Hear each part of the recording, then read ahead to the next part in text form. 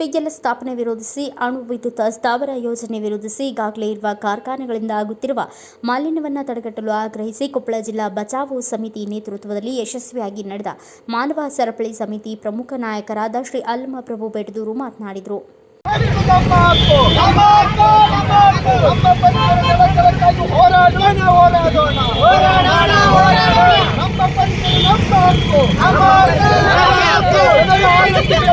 ಕಂಪನಿಗಳಿಗೆ ಹೇಳಿದ್ದಾರೆ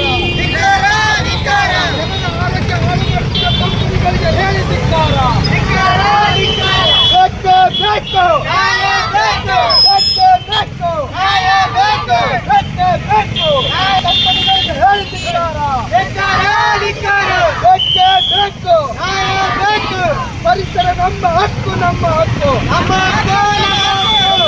ಕಂಪನಿ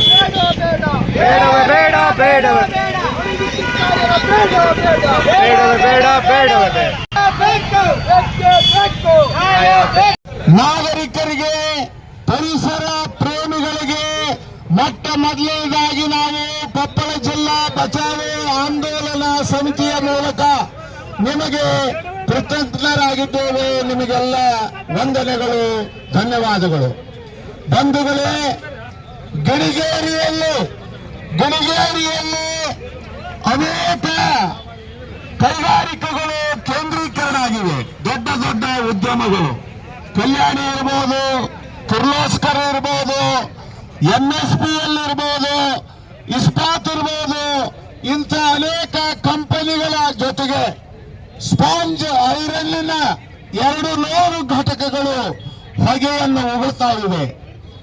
ಎಲ್ಲಿ ಜನ ನಾಗರಿಕತೆ ಇರ್ತದೆ ಅಲ್ಲಿಂದ ಕಾರ್ಖಾನೆಗಳು ದೂರ ಇರಬೇಕು.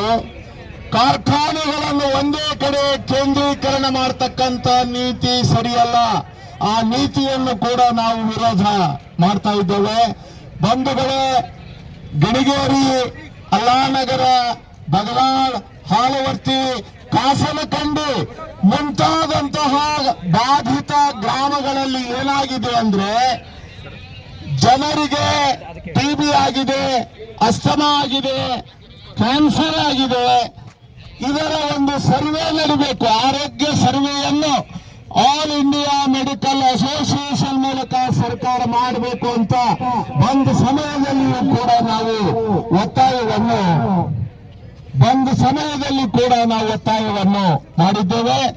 ಗ್ರಾಮಗಳ ಬಾಧಿತ ಜನರ ಆರೋಗ್ಯದ ಸರ್ವೆಯನ್ನು ಮಾಡಬೇಕು.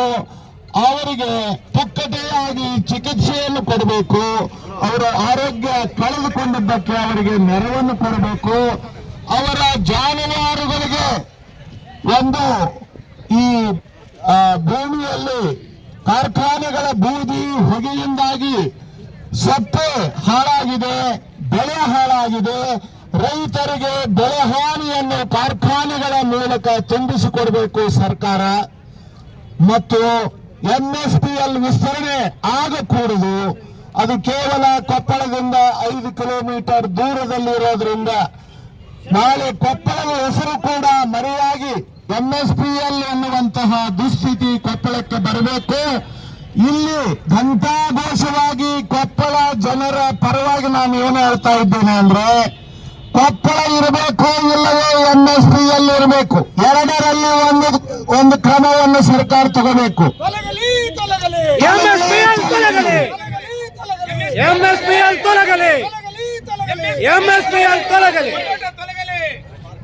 ವಿಶ್ವವಿದ್ಯಾಲಯ ಉಳಿಸ್ರಿ ಅಂತ ನಾವು ಹೇಳಿದ್ರೆ ಸರ್ಕಾರ ಯಾಕೆ ನಮ್ಮ ಮಾತನ್ನು ಕೇಳ್ತಾ ಇಲ್ಲ? ಇದು ಕೊಪ್ಪಳ ಹಿಂದುಳಿದ ಭಾಗ.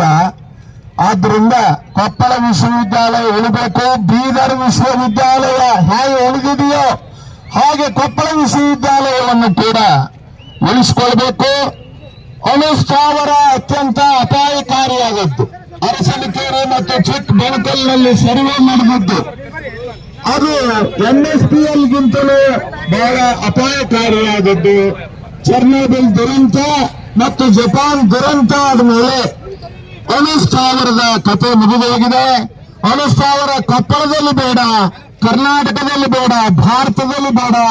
ವಿಶ್ವದಲ್ಲಿ ಎಲ್ಲಿಯೂ ಕೂಡ ಅಣು ಸ್ಥಾವರ ಹಾಕೂಡುದು.